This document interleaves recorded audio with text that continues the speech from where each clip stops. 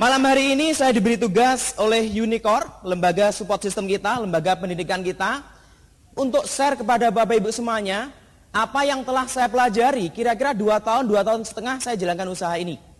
Ya, jadi apa yang telah saya pelajari dari buku, dari kaset, apa yang telah saya pelajari dari pertemuan-pertemuan Unicor, juga hasil dari konsultasi dengan upline. Ya, ngomong-ngomong Bapak Ibu, saya tidak punya keahlian tertentu, ya. Dan saya ingin share kepada Bapak Ibu semuanya. Jadi apa yang saya sampaikan Bapak Ibu pasti nggak asing bagi Bapak Ibu. Loh kok pernah dengar gitu ya? Ilmunya sama Bapak Ibu. Ya, kita tahu bahwa untuk sukses di usaha ini 95% itu ditentukan oleh impian dan sikap. Nah, kemudian 5%-nya baru teknis Bapak Ibu.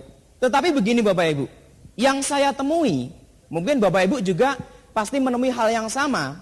Kita melihat di dalam lapangan bahwa orang fokusnya kepada yang 5%. Ya, contohnya apa? Pada saat Bapak Ibu presentasi, orang mengatakan apa? Saya nggak pinter ngomong. Ya mana mungkin saya jalan, wong latar belakang guru. Orang mengatakan ya mana mungkin, wong saya pegawai, mana mungkin bisa jalan. Jadi orang selalu fokus kepada yang 5% Bapak Ibu. Itu yang kita temui. Padahal jelas sekali, ya Anda bisa dengarkan di kaset starter pack juga 95% itu impian dan sikap. Nah, Bapak Ibu, jangan-jangan nih ya, kita juga ngalamin hal yang sama, jangan-jangan. Ya, ada yang pernah berpikir begini, ini distributor, bukan seorang prospek. Wah, gua nih ya, kalau punya downline kira-kira dokter, wah pasti enak nih. Grupnya pasti cepat berkembang nih. Ya, wah gua nih kalau punya downline seorang pengusaha, pasti enak nih, grupnya berkembang. Ya, kalau gua punya downline mahasiswa, wah enak mahasiswa, mudah diajarin. Wah, downline saya rata-rata kayak gini, mana jalan. Bapak Ibu, secara tidak langsung kita alami gitu hal seperti itu. Kita selalu fokus kepada yang 5%. Padahal Pak Luis juga selalu mengatakan jangan fokus yang 5%. Ya, 5% dibanding 95%, jelas banyak 95%. Tapi kenapa kita fokus yang 5%? Ya, itu juga kita alami. Bapak Ibu, saya dulu juga berpikir seperti itu. Ya, waduh, kalau misalkan punya donen seorang pengusaha, wah pasti enak. Duitnya banyak, join gak usah pusing-pusing ya. Kalau mahasiswa kan selalu bingung. Tertarik sih tertarik Pak, konsepnya bagus sih bagus. Udah baca cash flow? Sudah.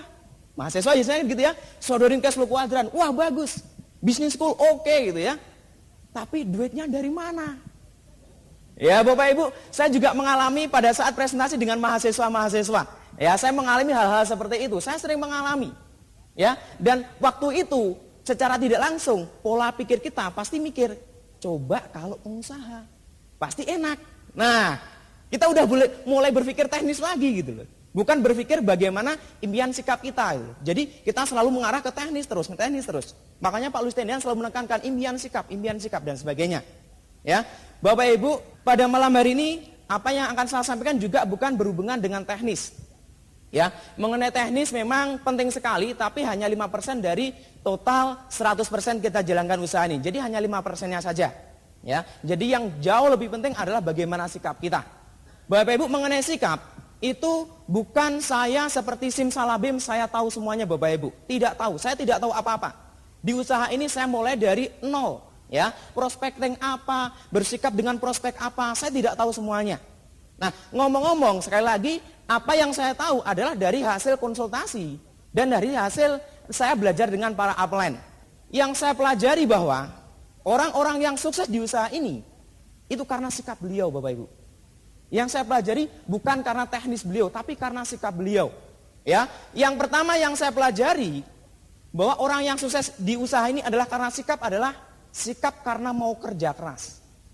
Nah, Bapak Ibu, pada saat Anda presentasi, home meeting dan sebagainya selalu dikatakan bintang 8 1 sampai dengan 2 tahun, penghasilan kurang lebih 40 juta per bulan.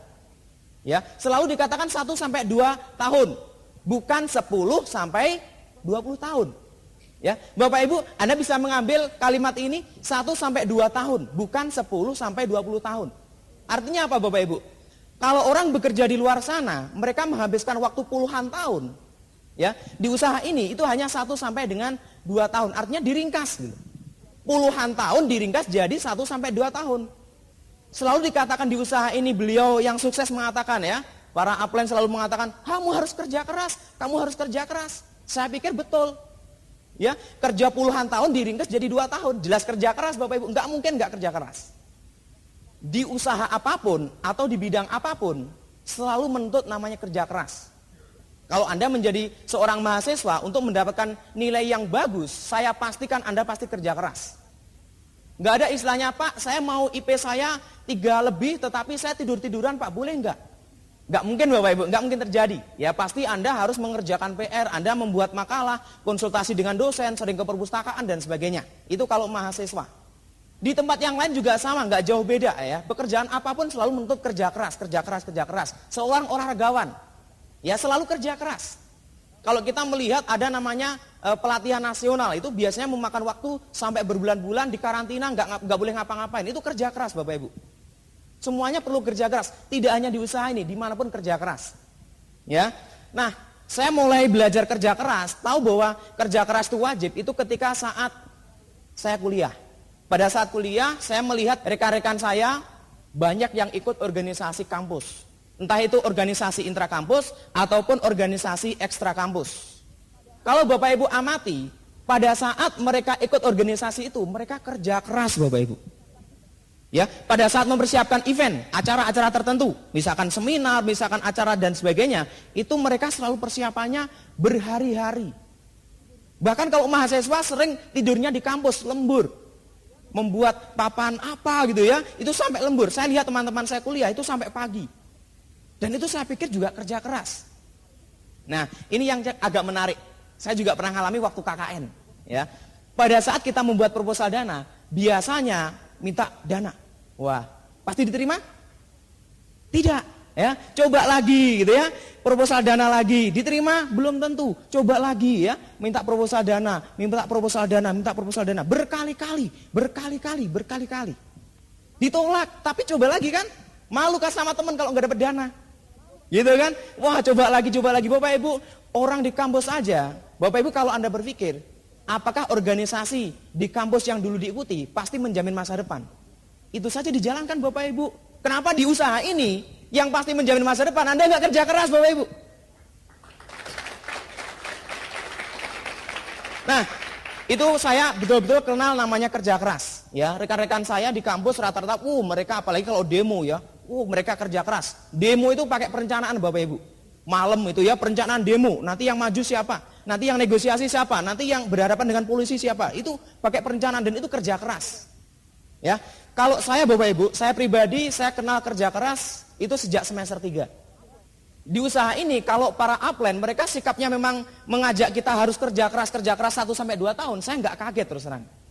Nah, pada saat saya semester 3, kebetulan bapak saya sakit ya. Waktu itu setelah sakit kira-kira 2 bulan 3 bulan, uang kiriman kuliah sudah nggak ada.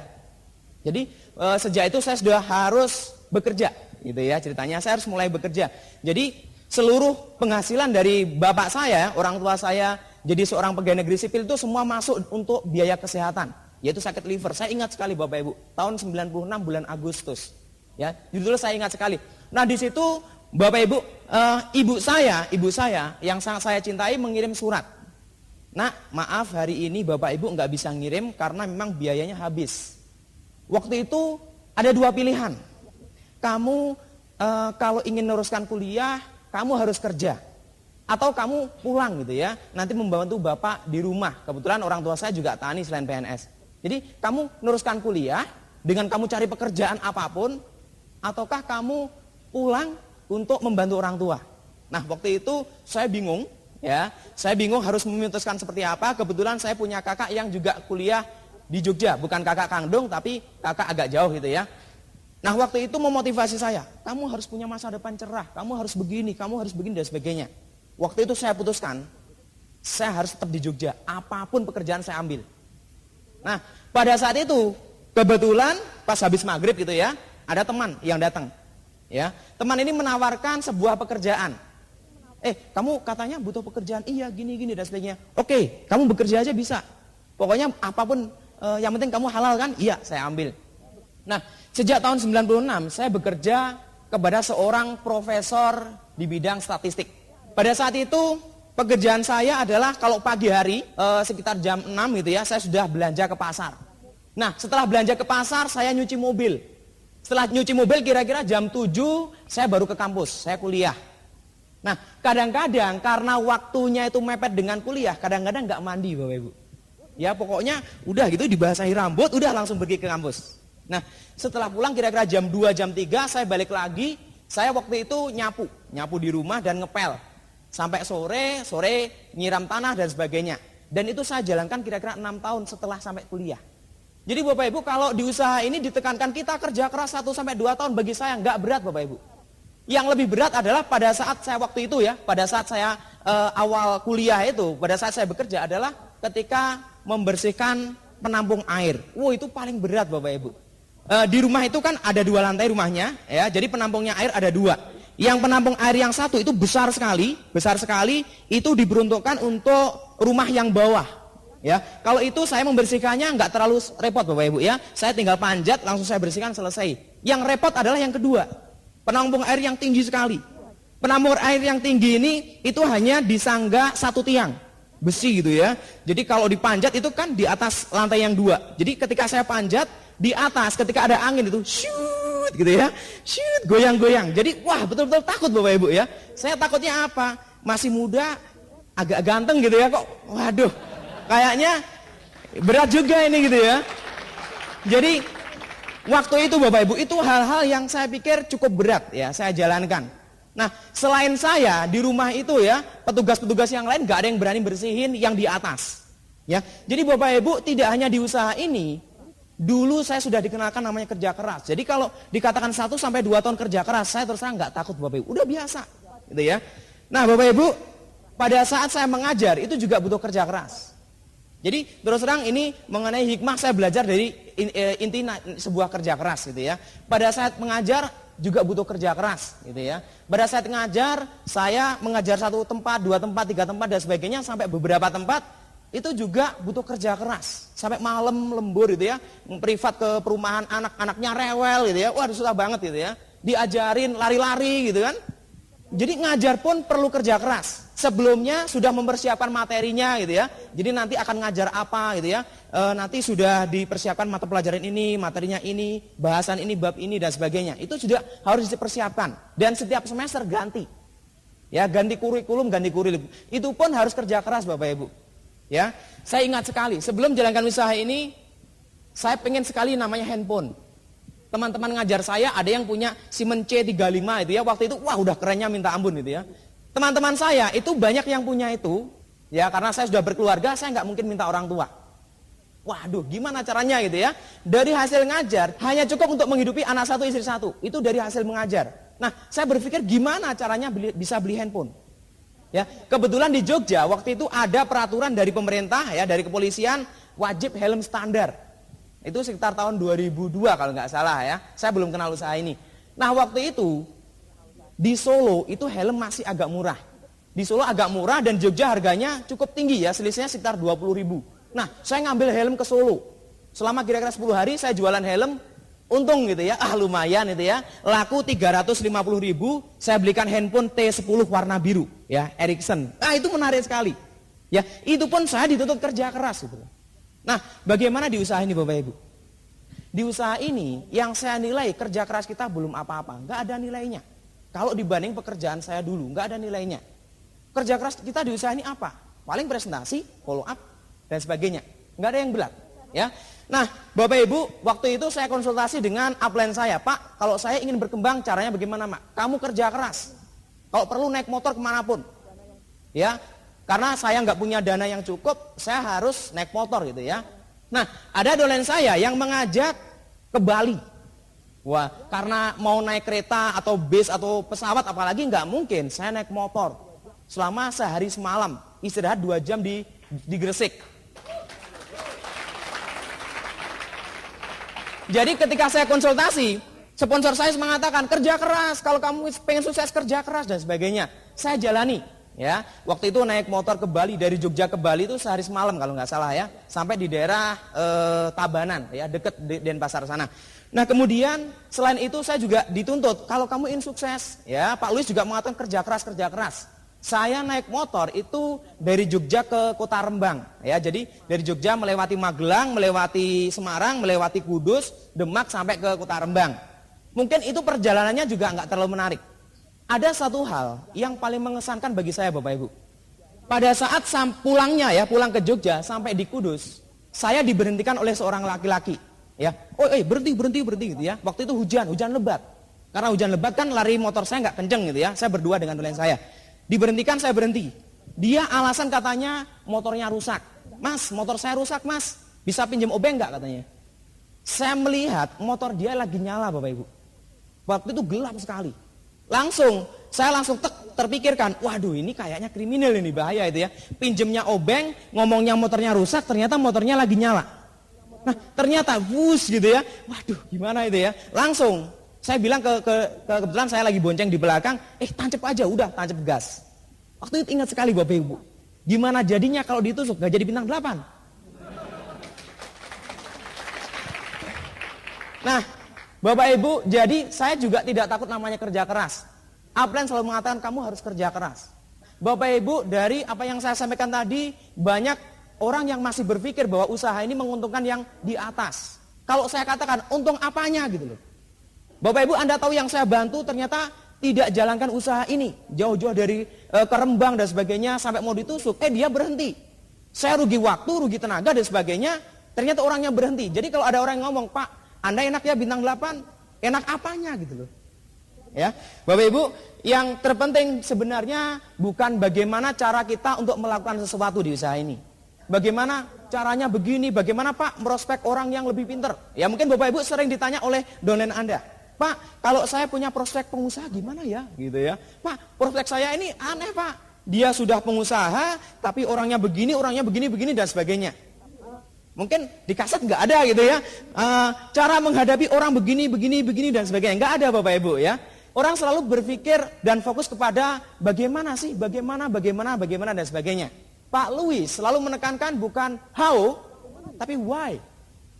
Bukan bagaimana caranya begini, tapi mengapa kita jalankan usaha ini. Kenapa kita mau, kenapa mau naik motor ke Bali, kenapa mau ini dan sebagainya. Jelas itu karena impian. Mengenai impian ini sebenarnya saya punya sebuah contoh simpel saja. Misalkan Bapak Ibu Anda diminta untuk mencuci sebuah mobil gitu ya. Pada saat itu si empunya mobil mengatakan, Pak atau Bu, kalau Anda mau mencuci mobil saya kasih gaji Rp5.000. Nah yang kedua si Bapak B misalkan gitu ya, itu mengatakan, Bapak atau Ibu, kalau Anda mau mencuci mobil saya, mobilnya mereknya sama, modelnya sama, kalau mau mencuci mobil saya gaji Rp1.000.000. Ya, yang satu digaji Rp5.000, yang satu digaji Rp1.000.000. Nah, Bapak Ibu, ini menguji impian seseorang sebenarnya. Yang satu digaji Rp5.000, Anda bisa melihat cara kerjanya. Asal-asalan itu ya, itu ya, asal digosok, kotor terserah gitu ya. Cuma dikasih 5.000. Gitu ya, cuma dikasih 5.000. Pokoknya asal cuci gitu ya. Nah, bagaimana yang terjadi dengan yang Rp1.000.000? Digaji Rp1.000.000 sekali nyuci. Pasti nyucinya seneng ya. Dia tahu kalau selesai nyuci dia dikasih 1 juta. Bahkan kehujanan nggak peduli kan. Nah udah tahu kalau selesai dikasih 1 juta. Badannya basah tetap santai, tahu 1 juta. Berikutnya selangnya bocor, wah santai ditambal gitu ya, diikat dan sebagainya. Dia tahu, wah 1 juta. Jadi wah tetap semangat. Bapak Ibu, sebenarnya sama-sama nyuci mobil, mobilnya juga sama, kondisinya sama, yang membedakan adalah dia tahu masa depannya. Yang satu tahu bahwa masa depannya 5.000, yang satu melihat masa depannya 1 juta. Makanya basah mau karena 1 juta gitu loh. Yang satu 5.000 gitu. Nah sama dengan usaha ini Bapak Ibu. Presentasinya sama kan? Ditolaknya sama. Itu ya, meeting undang nggak ada yang datang sama kan? Ya, sikapnya yang beda Bapak Ibu, impiannya yang beda. Yang satu tahu ini nilainya mahal.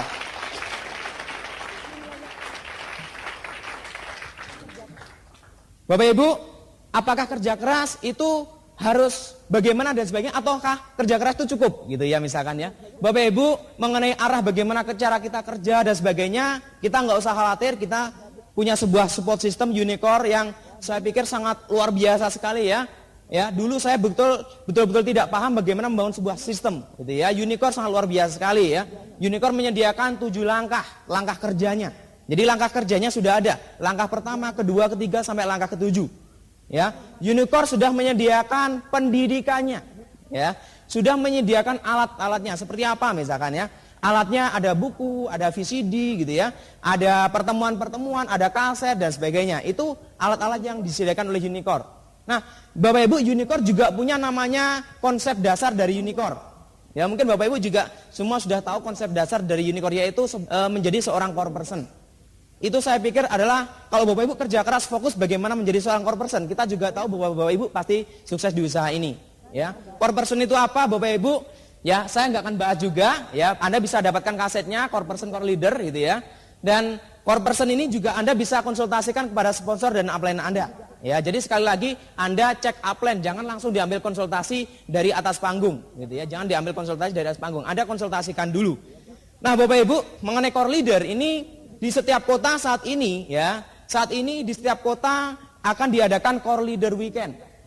Ya, diadakan core leader weekend. Nah, biasanya acara ini memang dirancang bagus sekali Bapak Ibu ya. Saya beberapa kali mendengarkan acara ini akan dirancang lebih santai gitu ya. Sebenarnya lebih santai, tidak formal pakai jas gitu ya. Nanti kita juga ada fun-nya ya, happy, senang-senang gitu ya. Kita juga ada pendidikannya gitu ya. Kita ada teamwork, belajar teamwork dan sebagainya. Ini mengenai core leader weekend ya. Bapak Ibu, Anda bisa fokuskan kerja keras saat ini menjadi seorang core leader. Gitu ya, kalau Anda menjadi seorang core leader, saya jamin nggak punya duit gitu ya. Core leader ada syarat omset, ada syarat ini dan sebagainya. Anda pasti grup Anda besar sekali, ya. Anda juga perlu kerja keras untuk menjadi seorang core leader. Nah, pada saat kita kerja keras, Bapak Ibu, biasanya ada hal-hal yang mengusik kita. Ya, kita udah kerja keras nih, kita udah kerja keras nih, gitu ya. Terutama di kota-kota besar yang mungkin sudah mulai banyak BMB. Seperti yang saya alami di Jogja. Ya, ada mungkin beberapa orang yang berpikir begini Bapak Ibu. Pak, kalau di Jogja sudah penerima BMB 5 orang, kira-kira nanti Jogja masih ada yang mau tiansi enggak ya gitu ya. Ada Pak, nanti kalau jenuh gimana gitu ya. Banyak sekali Pak, teman-teman saya yang saya presentasi sudah tahu tiansi semua. Ya, mungkin Bapak Ibu ada yang pernah punya pikiran seperti itu gitu ya. Itu juga pernah saya alami. Bapak Ibu, kalau saya melihat bahwa kita kadang-kadang merasa jenuh, itu yang jenuh bukan tiansi Bapak Ibu. Bukan bisnis ini, yang jenuh kita, bukan usahanya. Buktinya, oke ya. Pada saat saya mengatakan Pak Wawan ada grup yang mengatakan begini, gimana Pak Wawan? Saya cek upline kan, konsultasi. Beliau mengatakan, oke, kalau kamu ingin melihat ini usaha ini jenuh atau tidak, kamu ke stokis. Nah, saya pergi ke stokis, jam 9 saya duduk. Wah Bapak Ibu, ternyata banyak orang daftar baru. Wah belanja lagi, banyak orang bintang 3. Ada yang gembira sekali, yes saya new 4. Ada yang dan sebagainya. Saya melihat di sana, ya, apalagi di vision seminar gitu ya, dikatakan, kamu lihat aja vision seminar. Ternyata banyak sekali orang-orang yang naik peringkat dan sebagainya.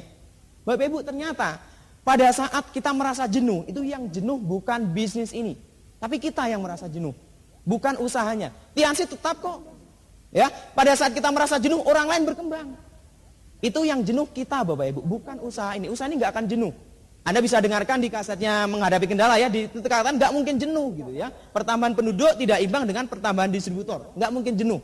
Ya, itu kira-kira seperti itu. Nah, Bapak Ibu, mungkin Anda pernah membaca sebuah buku dari Robert Kiyosaki, ya. Di situ Robert Kiyosaki mengenai sebuah pendidikan kerja keras, intinya seperti itu ya. Misalkan ada 5 ekor, mungkin sebagian sudah tahu ya. Ada 5 ekor burung hinggap di atas pagar. 3 ekor itu memutuskan untuk terbang. Kira-kira sisanya ada berapa? Ya, ada yang menjawab 5, ada yang menjawab 2, ada yang menjawab ini dan sebagainya. Ya, itu wajar Bapak Ibu. Saya dulu juga nggak tahu hal seperti ini. Ya, setelah saya baca, ternyata betul. Ada 5 ekor burung ya, hinggap di atas pagar. Ya, 3 ekor memutuskan untuk terbang. Sisanya masih berapa? Masih 5. Ya, jelas Bapak Ibu. Memutuskan terbang bukan berarti benar-benar terbang.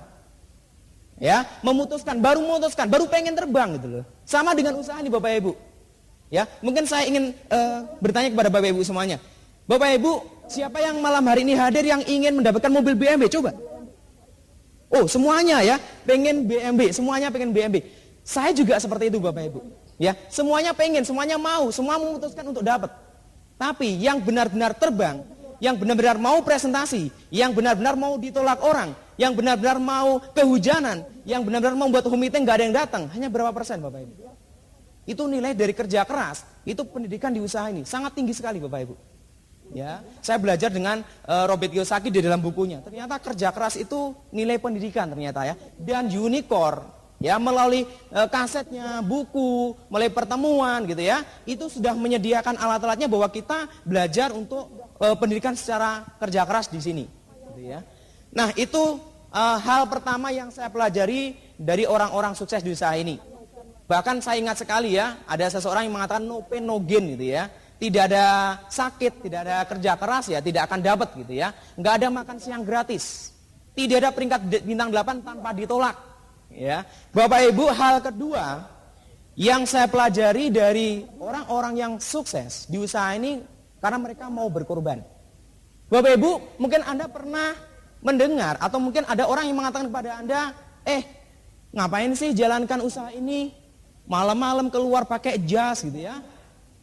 Kemudian ke OPP harus bayar tiap minggu 5.000 gitu kan. Mendingan buat makan apa gitu ya, somai atau apa gitu ya. Aduh, vision seminar 50.000 mahal gitu ya. Wah, buat apa sih? Ya, atau mungkin bagi orang yang tidak tahu nilai saya naik motor ke Bali, ngapain naik motor ke Bali? Capek. Orang tidak tahu bahwa itu adalah sebuah pengorbanan. Saya belajar dari para upline dan juga orang-orang yang sukses di usaha ini. Mereka mau membayar nilainya. Mereka mau berkorban untuk sebuah impian. Banyak orang yang mengatakan sia-sia, itu anehnya. Ya, banyak orang mengatakan sia-sia, buat apa gitu loh jalankan usaha ini. Buat apa keluar malam? Buat apa ninggalin keluarga? Dan sebagainya. Ya, orang melihat ini sia-sia Bapak Ibu. Anda bisa kebayang, padahal Bapak Ibu Anda melihat impian yang begitu besar di depan sana. Orang mengatakan sia-sia. Jadi yang saya nilai, orang-orang yang sukses di usaha ini karena mereka mau berkorban. Nah, Bapak Ibu, misalkan ada 4 berlian, ya, ada 4 berlian ditaruh di tong sampah.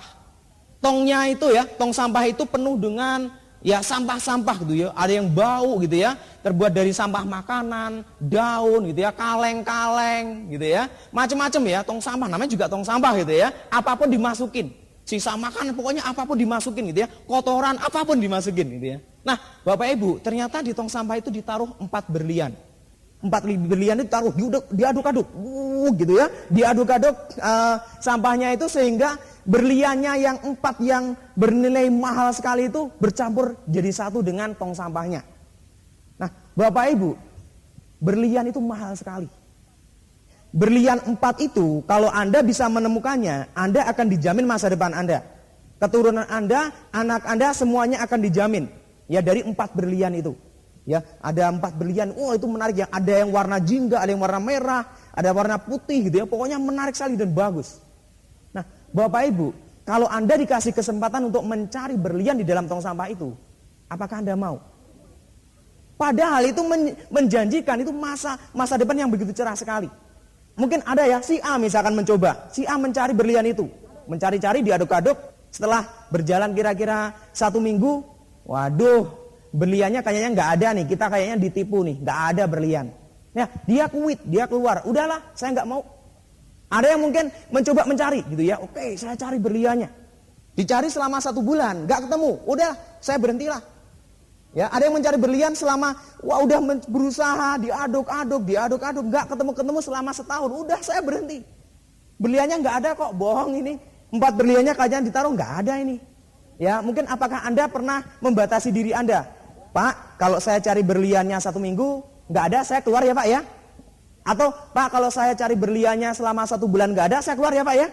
Atau, Pak, kalau saya sebulan nggak ada berliannya, saya keluar aja Pak ya. Mungkin ada yang coba mengaduk-ngaduk mencari berliannya. Dan setelah 1 tahun gak ketemu, orang lain ngomong, kamu ini pekerjaanmu sia-sia. Gak ketemu kan, mana buktinya berliannya? Oh, saya masih berusaha. Mana berliannya? Saya masih berusaha. Nah, lama-lama Anda gak tahan, Anda keluar. Nah, Bapak Ibu, sebenarnya ya prinsip-prinsipnya sama dengan usaha ini. Anda tahu, kalau Anda menemukan 4 berlian, 4 bintang 8, Anda jadi God Lion. Anda tahu kalau God Lion masa depan Anda cerah. Masalahnya, berlian Anda, calon bintang 8 Anda itu mengumpul dengan orang-orang yang bermacam-macam. Ada yang negatif, ada yang begini, ada yang begitu, ada yang mau mengejek, ada yang meremehkan, ada yang membuktikan dan sebagainya. Itu berlian Anda Bapak Ibu, calon bintang 8 Anda. Masalahnya Bapak Ibu, pada saat Anda mencari bintang 8 Anda, Pernah nggak waktunya Anda batasi? Kalau saya sebulan nggak dapat downline, saya berhenti. Kalau saya 3 bulan nggak dapat downline, saya berhenti, Pak. Kalau 1 tahun saya nggak ada hasil, saya quit. Buat apa? Bapak Ibu ngomong-ngomong, saya 3 bulan jalan usaha ini, seorang pun saya nggak dapat downline. Tapi beruntung sekali, saya punya upline luar biasa. Saya cek upline lagi, saya konsultasi, beliau mengatakan nggak apa-apa, 1 lagi lebih banyak, presentasi lagi, presentasi dan sebagainya. Ya, banyak orang yang membatasi diri. Kalau saya nggak ketemu sebulan, Pak saya keluar aja Pak.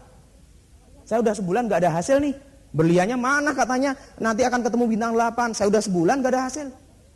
Ya, atau mungkin ada yang mencoba sudah 1 tahun, Pak saya batu 1 tahun bintang 3 terus, BTA gitu ya, bintang 3 abadi.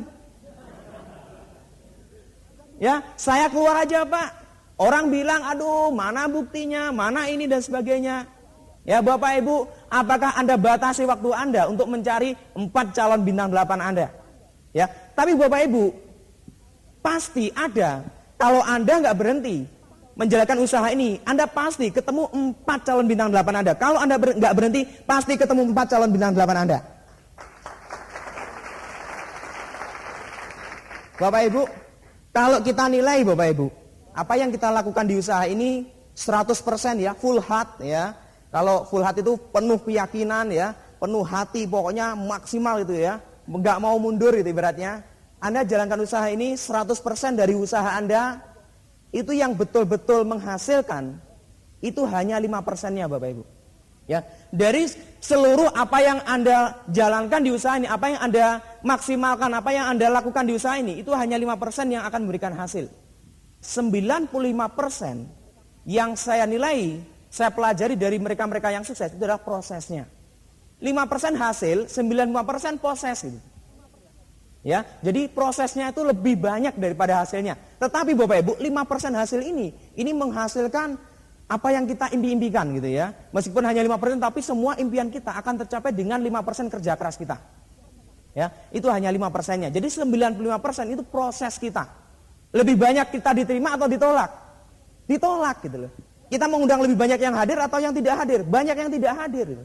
Tapi 95% itu memang prosesnya. Kita nggak bisa milih-milih gitu ya. Kadang-kadang ada orang yang milih-milih, Pak, saya pengen enaknya aja Pak di usaha ini, gitu ya. Pak, saya pengen sukses, tapi boleh nggak net fee? Pak, betul Pak, saya tuh pengen sukses sekali, tapi kalau mau OPP saya tuh males Pak, malam-malam keluar gitu ya. Ada yang Pak, kalau saya tuh, wah betul Pak, saya ingin sukses, tapi boleh nggak misalkan saya nggak hadir ke vision seminar? Bapak Ibu, ini adalah 100% proses kita menjalankan usaha ini. Memang hasilnya 5% dari apa yang kita usahakan. Tetapi 95% itu adalah prosesnya. Nggak boleh milih-milih gitu ya. Milih-milih kalau home meeting saya suka. Kalau home meeting karena mungkin ada yang ngasih minum gitu ya, saya suka. Tapi kalau ini saya nggak suka Pak, ini nggak suka, ini suka. Bapak Ibu, kita nggak bisa milih-milih. Ya, kita harus berkorban itu semuanya, full heart. Seluruhnya kita tumpahkan untuk usaha ini.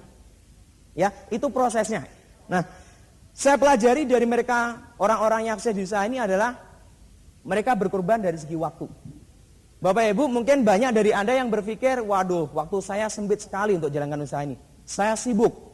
Bapak Ibu, pada saat awal saya jalankan usaha ini, saya masih ngajar, dan ngajar saya banyak sekali ya. Selain saya ngajar beberapa mata pelajaran itu ya, saya ngajarnya cukup banyak sampai malam gitu ya. Tapi sponsor saya selalu mengatakan, kamu harus bagi waktu gitu. Bahkan Bapak Ibu, saya sendiri mengalami gitu ya. Kalau saya diminta kerjasama orang yang nganggur dengan orang yang sibuk, saya suka yang sibuk. Kenapa? Orang nganggur itu lebih cenderung nggak bisa bagi waktu. Gimana nggak bisa bagi waktu? Main game atau apa kan susah bagi waktu. Tapi orang yang sibuk selalu, planning saya 1 jam yang akan datang saya mau ini. Saya nanti jam segini saya mau ini. Jam ini saya mau ini. Jam ini saya mau ini dan sebagainya. Selalu ada planningnya. Lebih mudah orang yang sibuk Bapak Ibu. Kalau saya kerjasama. Daripada orang nganggur ya, susah ya orang nganggur itu ya. Janjian jam 9 datang jam 12 itu kan kacau gitu ya. Lebih enak orang yang sibuk. Nah, di usaha ini kita memang harus mau berkorban dari segi waktu. Bapak Ibu, mungkin Anda yang suka nonton sepak bola gitu ya. Ya, mungkin punya klub favorit atau negara favorit ya, tim sepak bola, pasti suka sekali nonton bola. Nah, Bapak Ibu, kita harus mau berkorban. Sedikit waktu kita tidak nonton sepak bola supaya nanti kita bisa full time nonton sepak bola. Ya, kalau kita suka ngegame ya, wah suka banget gitu ya. Kalau saya suka game juga gitu ya, komen konkoer gitu ya, suka banget gitu ya. Wah ngegame pokoknya nggak mau kalah. Nah, Bapak Ibu, mau nggak kita mau berkorban mengalahkan kita main game untuk nanti main game seenaknya gitu ya? Atau Anda yang punya keluarga, punya anak kecil, ya saya punya anak kecil umur 3,5 tahun. Lagi lucu-lucunya Bapak Ibu. Pada saat saya pulang malam gitu ya, pada saat pulang malam, anak saya selalu pasti sudah tidur. Waduh, saya sedih sekali ya. Waktu untuk mainnya berkurang gitu. Apalagi saya seharian sudah ngajar, malam dan hari-hari kosong saya jalankan usaha ini. Waduh, gimana nanti ya dan sebagainya. Nah, pada saat saya betul-betul meluangkan waktu untuk usaha ini dan mengalahkan waktu untuk anak, sponsornya mengatakan, bagaimana jadinya kalau sampai tua kamu tetap nggak punya waktu. Wah, saya jadi takut Bapak Ibu ya. Para upline saya selalu mengatakan, kalau kamu nggak mau berkorban dari waktu, kamu nggak akan dapat waktu nantinya. Nah, Bapak Ibu Anda tahu ya, di usaha ini menawarkan namanya kebebasan dari segi waktu. Kita punya waktu banyak nantinya. Sekarang memang nggak punya waktu gitu loh. Ya, kalau Anda lihat rekan-rekan kita selalu ngomong, aduh kamu itu selalu keluar terus. Kayaknya kamu kerja keras ya, kamu nggak punya waktu ya. Bapak Ibu santai saja gitu ya, nggak lama kok. Ya 1-2 tahun, ingat 1-2 tahun. Ya, jalankan usaha ini. Jadi dari segi waktu memang harus mau berkorban. Nah, kemudian selain dari segi waktu, kita juga harus mau berkorban juga. Ya, juga saya pelajari dari orang-orang yang sukses di usaha ini, mereka menginvestasikan uangnya. Ya, ngomong-ngomong Bapak Ibu, dari segi uang saya yakin tidak semua dari kita sudah punya uang yang cukup pada saat jalankan usaha ini. Dan Bapak Ibu pernah sebel gitu ya, upline home meeting, OPP gitu ya, kemudian NDT, vision seminar, ya, oh NDT keluarin uang lagi gitu ya, waduh vision seminar bayar lagi, aduh Pak kaset, aduh ini atau ini atau ini, semua mengeluarkan biaya Bapak Ibu. Nah Bapak Ibu ternyata di usaha ini juga memerlukan pengorbanan dari segi uang. Nggak bisa dong kita mau sukses tapi nggak keluar apa-apa gitu ya. Seperti yang awal saya katakan, Pak saya mau sukses tapi nggak beli netpi. Itu saya pikir kacau Bapak Ibu ya. Sama dengan kalau kita ingin membuka warung gitu ya. Pak saya ingin buka warung tapi nggak dikasih lampu malam, boleh nggak Pak? Ya boleh gitu, tapi siapa yang mau beli? Gitu. Sama dengan usaha ini, ingin jalankan usaha ini, ingin membangun aset. Dan aset di usaha ini alatnya adalah netpi. Anda nggak mau alatnya. Bayangkan kalau buka warung gitu ya, nggak mau pakai lampu gitu loh. Kan ngeluarin biaya Pak. Buat apa kan? Kan sudah pakai modal Pak, sudah ini, sudah untuk mangkok, udah ini. Kenapa harus pakai lampu? Nah, sama dengan usaha ini Bapak Ibu. Anda sudah bergabung di usaha ini 2 juta rupiah, Anda sudah mengeluarkan uang untuk ini, tapi netpi nggak mau misalkan ya. Itu juga konyol Bapak Ibu kalau menurut saya. Sama dengan buka warung malam nggak pakai lampu, siapa yang mau beli? Usaha ini juga seperti itu ya. Memang kita harus mau investasi dari segi uangnya, gitu ya. Nah Bapak Ibu, hal-hal di usaha ini memang banyak kita menemukan dilema-dilema. Ya, mungkin bagi Anda yang sudah berkeluarga, saya yakin Anda pernah mengalami apa yang pernah saya alami. Vision seminar 50.000. Anak nggak punya susu. Pilih mana Bapak Ibu? Nah, pada saat mau beli tiket vision seminar ya, bahkan early bird, harganya 40.000. Di rumah susu sudah habis. Kira-kira bagaimana Bapak Ibu? Itu juga saya alami. Nah, sponsor saya cek upline gitu ya, konsultasi. Dikatakan kalau kamu ingin sukses, investasi. Keluarkan uang. Loh, tapi kan saya nggak punya uang. Wah, dikeluarkan lagi. Robert Kiyosaki mengatakan, kalau kamu ingin dapat uang, ya kamu harus investasi uang gitu loh. Ibaratnya kalau mau nanam pohon mendapatkan hasilnya, ya harus nanam pohonnya gitu loh. Masa nggak pengen nanam tiba-tiba langsung nongol gitu ya. Kita memang harus mau mengeluarkan uangnya gitu loh. Dan Robert Kiyosaki mengatakan ya, kalau kita takut kehilangan uang, biasanya benar-benar takut gitu ya. Bahkan kalau bukan hanya uang gitu ya, kalau kita takut kehilangan sesuatu, biasanya gitu ya, benar-benar kehilangan gitu ya. Dan itu menarik sekali Bapak Ibu. Ya, itu menarik sekali. Menariknya karena apa? Di rumah anaknya susu habis, mau vision seminar gitu kan. Orang di luar sana melihatnya kayak apa? Gila gitu kan. Anak susu habis, duit malah dipakai seminar. Emang kalau seminar datang-datang ya, keluar dari seminar tiba-tiba langsung dapat duit gitu kan. Bapak Ibu, Anda tahu maksud saya? Orang berpikirnya seperti itu kan. Kita tahu kalau kita berpikir seperti itu, kita kembali ke kuadran kiri. Kuadran kanan, ingat kerja untuk aset. Aset menghasilkan uang. Bukan kita kerja langsung dapat uang. Kalau kita berpikir kita kerja langsung dapat uang, hadir vision seminar, pulang dapat duit. Nah, itu kita berpikir kerja untuk income. Di usaha ini kita bekerja untuk aset dapat income, bukan kerja langsung dapat income. Ya, jadi memang tidak bisa kita tidak mengeluarkan uang di usaha ini. Itu adalah nilai dari pengorbanan. Memang harus. Memang kadang-kadang banyak hal yang kita korbankan gitu ya. Tapi kita tahu pengorbanan ini bukan untuk dikorbankan selamanya gitu ya. Kalau dikorbankan selamanya, saya yang pertama keluar Bapak Ibu. Tapi pengorbanan kita 1-2 tahun, ingat 1-2 tahun prosesnya. Selanjutnya adalah kita juga akan berkorban dari segi apa? Tenaga kita. Pada saat Anda jalankan usaha ini, saya tahu pasti banyak yang lelah sekali. Bahkan sebagian dari Anda banyak yang masih bekerja secara aktif. Pagi kerja di kantor atau mungkin Anda bekerja di perusahaan gitu ya. Sampai sorenya sudah lelah sekali gitu ya, capek badannya lelah sekali. Masih dipaksa mau jalankan usaha ini. Bapak Ibu, kita tahu bahwa di usaha ini memang kerja gitu loh. Kalau kerja pasti capek gitu ya. Nah, di usaha ini mungkin saya juga ngalami hal itu Bapak Ibu. Ketika pagi ngajar gitu ya, sampai sore habis itu dipaksa jalankan usaha ini, badannya aduh pegel-pegel semua gitu ya. Ya untungnya ada Cordyceps gitu ya. Coba kalau nggak ada Cordyceps gitu ya, wah udah kacau lagi ya, 100% user. Nah Bapak Ibu, tenaga kita juga diuji, tenaga kita. Ya kita capek sekali jalankan usaha ini, waduh udah sore, udah malam, kita harus presentasi lagi, bahkan sampai larut malam jam 12, kita harus masih presentasi lagi dan sebagainya. Nah kemudian kadang-kadang bahkan ya, pada saat Anda fokus lagi, ya Anda fokus untuk mengejar mungkin gold planner atau silver planner ya, atau Anda mengejar peringkat tertentu, saya yakin suara Anda akan habis Bapak Ibu. Ya, jadi kalau kita melihat orang yang kerja keras kelihatan dari suaranya, gitu ya, suaranya habis ya, waduh, berarti ini barusan ngejar sesuatu ini ya, gold planner atau silver planner atau apa, itu juga memang harus kita korbankan Bapak Ibu ya, kita harus mau melakukan prosesnya itu.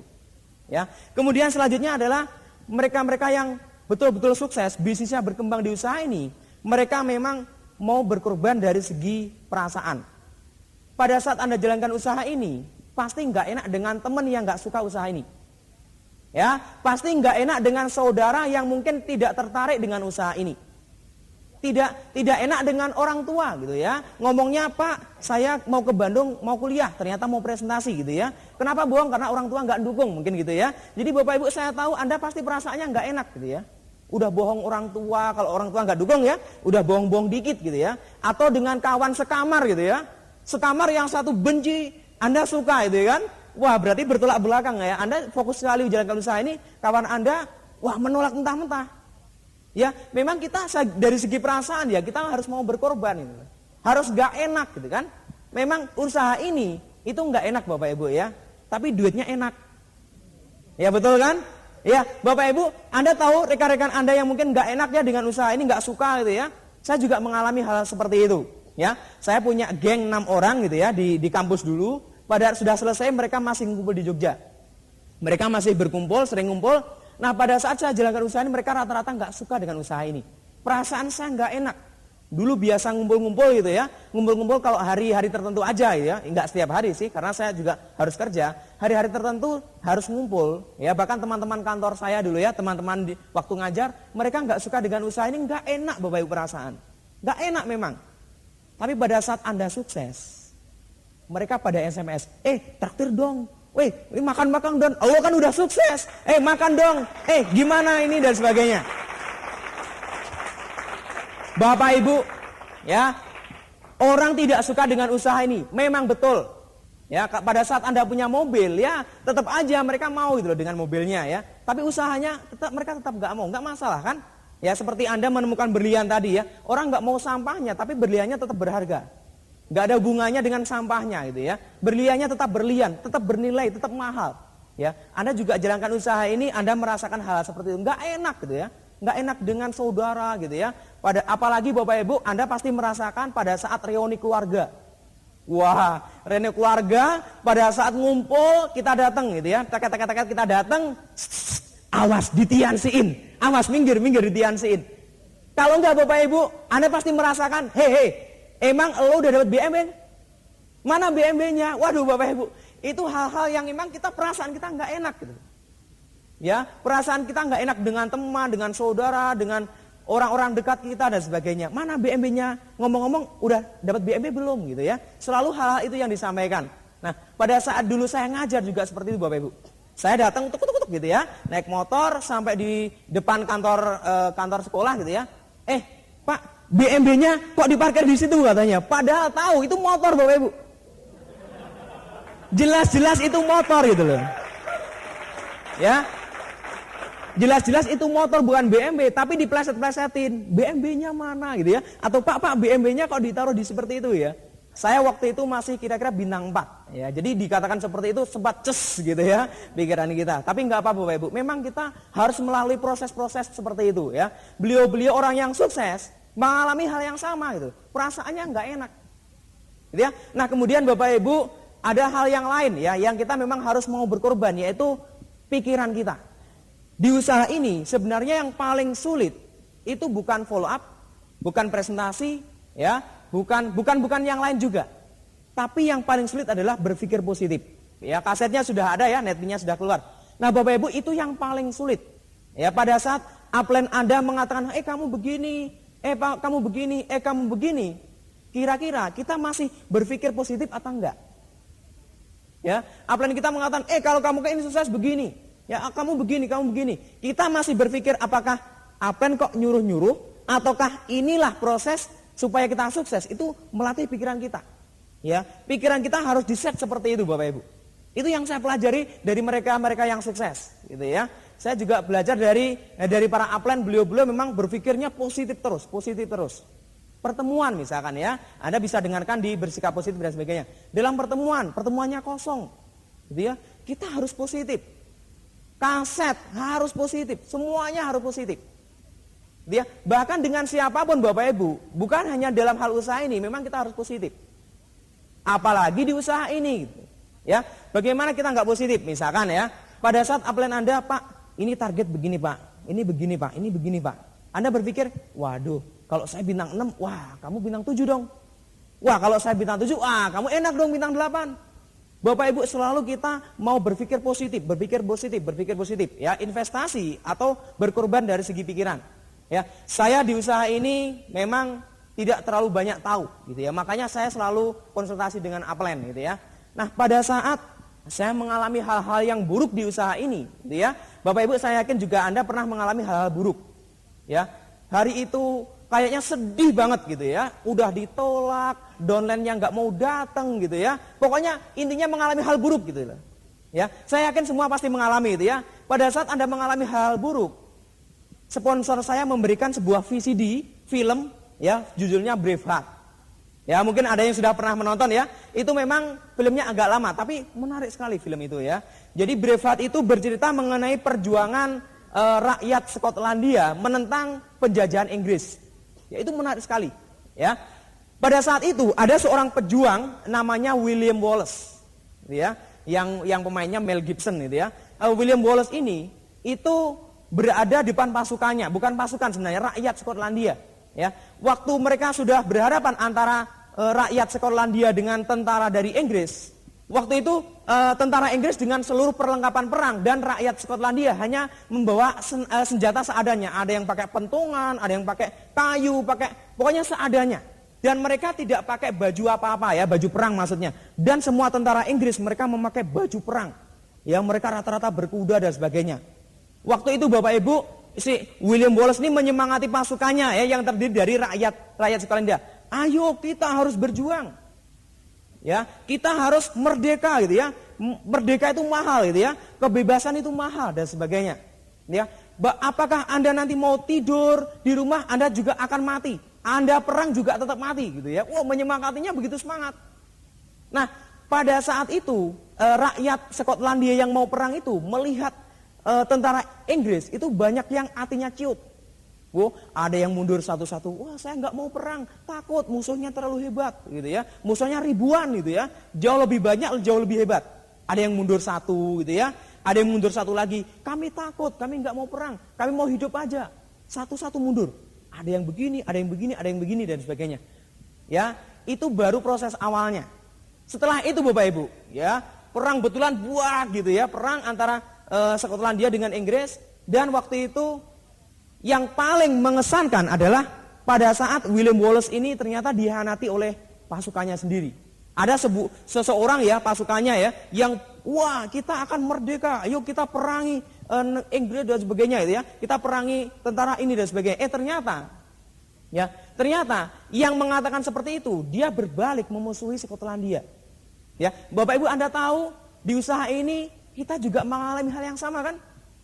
Kita udah yes, kita akan sukses bersama, kita akan menjadi bintang 8, kita akan menjadi gold lion, kita akan menjadi diamond dan sebagainya. Satu persatu grup Anda mundur satu-satu. OPP sudah mulai nggak kelihatan.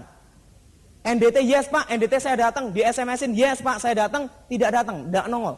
Vision seminar Pak saya mau bawa berapa puluh orang, yang datang ternyata hanya 1-2, yang ngomong malah nggak datang. Ya, itu satu persatu kita hadapi semuanya. Bapak Ibu Anda pasti menghadapi juga. Yang lebih berat pada saat dihianati seperti William Wallace dalam Braveheart-nya. Ada yang mengatakan, Pak pokoknya saya nggak akan berhenti dari usaha ini Pak. Ternyata yang mengatakan seperti itu pindah perusahaan lain menyerang menggerogoti jaringan Anda. Anda mengalami Bapak Ibu? Kita sedang dihianati. Itu saya belajar dari film itu Bapak Ibu. Ya, sponsor saya memberikan VCD itu sangat bagus sekali. Nilai dari sebuah perjuangan. Ya, ternyata Bapak Ibu, untuk mencapai sebuah impian itu mahal Bapak Ibu. Freedom, kebebasan itu mahal sekali. Kebebasan waktu, kebebasan finansial, kebebasan spiritual itu mahal sekali. Ya, yang paling terakhir di akhir film itu, pada saat William Wallace mau dipancung, dikasih kesempatan berkali-kali untuk menyerah. Katakan pengampunan berkali-kali. Tapi William Wallace nggak pernah menyerah Bapak Ibu. Dia tetap tegar, diem, tetap tegar. Dan terakhir, dia masih mau teriak freedom atau bebas. Ya, Bapak Ibu Anda juga pernah ya, mungkin mengalami. Pada saat Anda sudah jalankan usaha ini setahun mungkin ya, atau 6 bulan atau mungkin setahun lebih. Banyak orang yang udahlah, kamu nggak akan sukses, udahlah. Anda diminta untuk menyerah. Diminta untuk menyerah, meninggalkan usaha ini. Sama dengan film itu. Udahlah, nggak akan jalan kamu. Kamu nggak akan dapat BMB kok. Nggak akan dapat. Muka aja nggak cocok lah pokoknya naik BMB. Iya kan? Kamu kan mahasiswa, masa naik BMB? Nggak cocok. Tetapi pada saat itu, apakah Anda mau teriak, saya akan raih impian saya, ataukah Anda menyerah? Film itu betul-betul bagus sekali Bapak Ibu. Ya, sponsor saya tahu bahwa saya sedang dihianati oleh beberapa donen saya, makanya beliau kasihkan VCD itu. Ya, wow, menarik sekali Bapak Ibu ya. Mungkin bagi yang belum nonton nanti akan nonton gitu ya. Bagus sekali gitu ya. Biar tahu kalau dihianati itu nggak enak gitu ya. Donen yang mengatakan, "Yes, Pak, saya akan berjuang, Pak," ternyata mundur gitu ya. Bergabung dengan perusahaan lain malah grogoti ya. Itu berat sekali Bapak Ibu. Ya, itu sharing dari saya Bapak Ibu. Nah, yang jelas Bapak Ibu, saya belajar dari mereka-mereka yang bisnisnya berkembang. Mereka mengalami masa-masa seperti itu. Ya, mereka harus mau kerja keras. Nggak ada makan siang gratis. Pokoknya harus mau kerja keras. Ya, yang kedua mereka memang mau berkorban. Gitu. Berkorban dari segi waktu untuk keluarga, waktu untuk main, waktu untuk pacaran. Ya, berkorban dari segi tenaga, biaya, semuanya kita korbankan. Tetapi pengorbanan kita tidak sia-sia. Ya, kita berkorban, kita tahu ini adalah nilai investasi yang mana impian-impian kita sudah menunggu di depan sana. Ya, kita tahu bahwa kita akan menikmati kebebasan finansial, kita menikmati kebebasan waktu, kita akan menikmati kebebasan pikiran, nggak stres lagi. Kita akan menikmati semuanya. Tetapi Bapak Ibu, apakah Anda mau bekerja keras? Apakah Anda mau berkorban? Itu semua jawaban dari Anda semuanya. Terima kasih, selamat malam, assalamualaikum warahmatullahi wabarakatuh.